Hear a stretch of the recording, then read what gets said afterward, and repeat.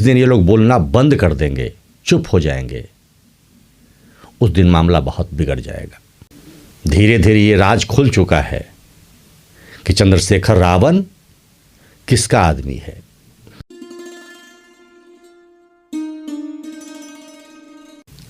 बहुत सारी ऐसी पंक्तियां हैं जो लगातार कही जाती है कि विनाश काले विपरीत बुद्धि, या जब नाश मनुज पर छाता है पहले विवेक मर जाता है।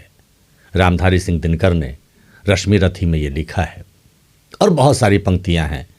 तुलसीदास जी ने भी रामचरितमानस में लिखा है कि जब व्यक्ति का अहंकार आ जाता है, विनाश का समय होता है, तो प्रभु उसकी बुद्धि छीन लेते हैं। नमस्कार मित्रों, मैं शैलेश और शैलेश की बात में आपका हार्दिक स्वागत है। यह बात मैं क्यों कह रहा हूं? कल शाम से सोशल मीडिया पर बहुत सारे वीडियोज आ रहे हैं और इन वीडियो में ये कहा जा रहा है कि आज 8 मार्च को दिल्ली में जंतर मंतर पर और रामलीला मैदान पर यूजीसी के विरोध में सामान्य वर्ग के लोग एकजुट होकर अपनी बात कहना चाहते थे। उनको पहले परमिशन दिया गया था और अचानक से प्रशासन ने कल परमिशन कैंसिल किया और कैंसिल करने के बाद तमाम जो लोग दिल्ली पहुंच रहे थे या संगठन से जुड़े थे, उन्हें हाउस अरेस्ट किया गया है। किस कारण से ऐसा किया जा रहा है और किन्हें हाउस अरेस्ट किया गया है? जब उसमें नामों की फहरिस्त देखेंगे तो अधिकतर वो लोग हैं जो अपने कंधे पर नरेंद्र मोदी जी को और इस सरकार को लगातार 2014 के बाद ढोते रहे हैं, सहारा देते रहे हैं। और अचानक से एक यूजीसी कानून आता है और फिर इसका विरोध उन लोगों के द्वारा किया जाता है। सुप्रीम कोर्ट में हालांकि स्टे है, लेकिन सरकार इन लोगों पर कड़ी नज़र रखते हुए इनके बातों को नकार रही है।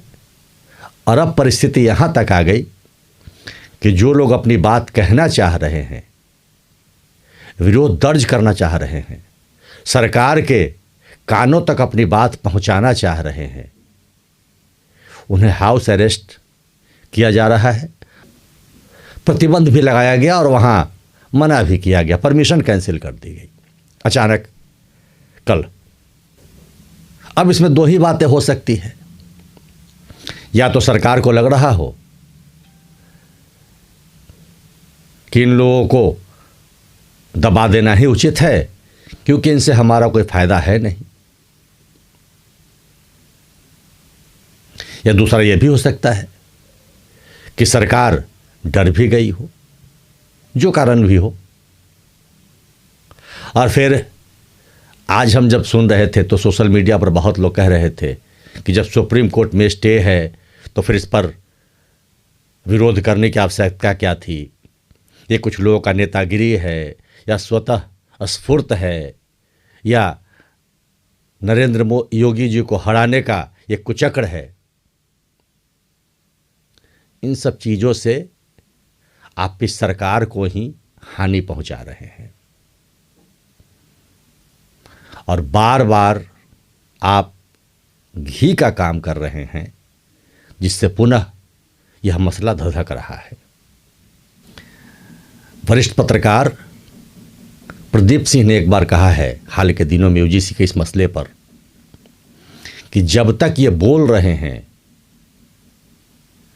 तब तक मामला सुलझ सकता है, लेकिन जिस दिन ये लोग बोलना बंद कर देंगे, चुप हो जाएंगे, उस दिन मामला बहुत बिगड़ जाएगा। क्योंकि तब वो डिसाइड कर लेंगे कि हमें अब करना क्या है। जब तक कोई व्यक्ति अपनी मांग रखता है तब तक उसके पास अपेक्षाएं होती है कि मेरी सुनी जाएगी। लेकिन जिस वक्त वह चुप हो जाता है तो निर्णय कर लेता है कि अब मेरी बात नहीं सुनी जा रही है और यह सामने वाला हमारा विरोधी है।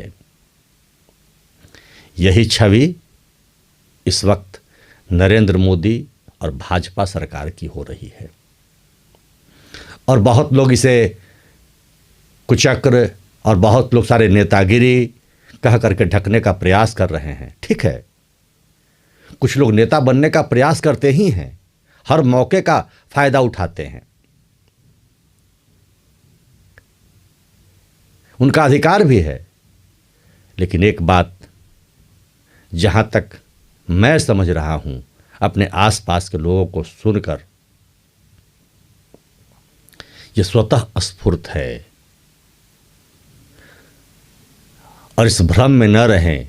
जितना ज़्यादा चुप रहेंगे, जितना ज़्यादा दबाएंगे, उतना ही ज़्यादा यह उबाल पर आएगा और आपके लिए, इस सरकार के लिए बहुत कठिन घड़ी आने वाली है। हाँ, फिर वही बात है, रावण को भी बात समझ नहीं आई थी, अहंकार आ गया था। तो महसूस ऐसा हो रहा है और अब धीरे धीरे ये बातें विश्वास में प्रतीत होती चली जा रही है कि यह सरकार अहंकार की ओर बढ़ चुकी है। मन में वेदना है और जब एक बार टीस उठती है तो पिछली सारी बातों की गिनती की जाती है। ये परिणाम हुआ कि आपने SC/ST एक्ट को पलटा नहीं था, सुप्रीम कोर्ट के उस नियम को, जो जजमेंट आया था उसको, कि बिना कुछ प्रमाण के भी गिरफ्तार किया जाएगा। इतना ही तो बदला था सुप्रीम कोर्ट ने, बल्कि और उसमें आपने जोड़ दिया। सब लोग चुप रहे। फिर अब कई सरकारें भी गई, फिर आप EWS लेकर के आए, झुनझुना पकड़ाया, कोई बात नहीं, ठीक है। फिर अब लगातार गिनती की जा रही है। विश्वविद्यालय में आपने फिजिक्स वाले से एक समझौता किया जिसमें SC/ST OBC वाले के लिए फ्री कोचिंग की व्यवस्था की। क्या सामान्य वर्ग के लोगों में गरीब बच्चे नहीं हैं? उनकी चिंता आपने नहीं की। और बहुत सारे कानून हैं और फिर आप UGC लाए। तो एक बात मैं आगाह कर दूं कि कोई जो नेता बनना चाहते हैं वो बन रहे होंगे, उनको आप बिल्कुल उसी तरीके से देखिए। लेकिन आम सामान्य लोग तो स्वतः स्फूर्त एक आक्रोश लेकर के आपके मन में बैठे हैं और जिस तरह से आप इग्नोर कर रहे हैं, दबाने का प्रयास कर रहे हैं, यह आपके लिए अच्छा बिल्कुल नहीं है। एक बात और आप जान लें, जितने लोग इस वक्त विरोध में हैं, जो नेतागिरी और कुछ लोगों को छोड़ करके 10%, बाकी लोग सब आप ही के सपोर्टर रहे हैं। आपकी सरकार में भरपूर योगदान दिया है बनाने में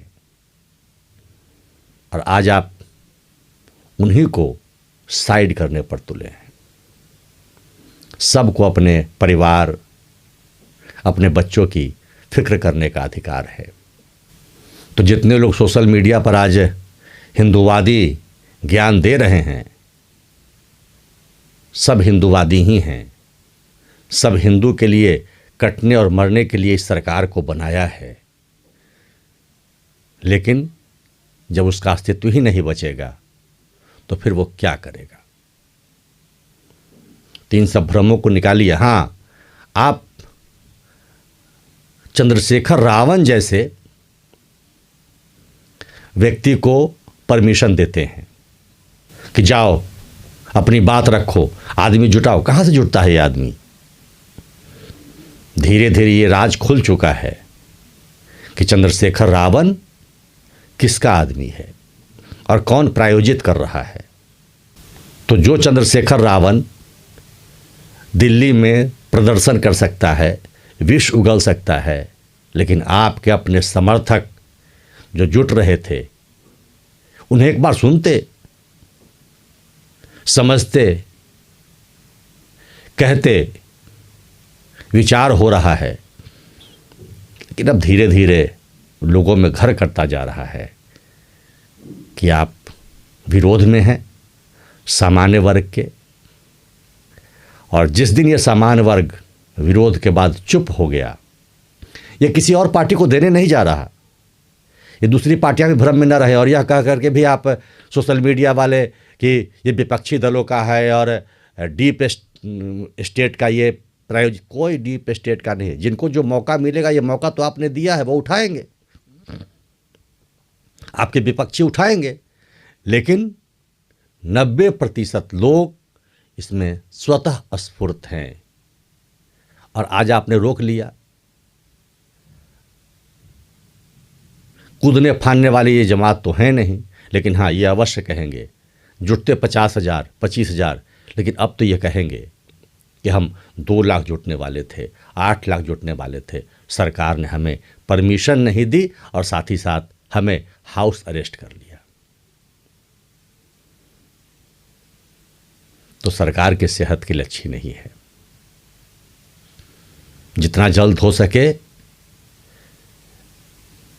इस भ्रम से निकलिए,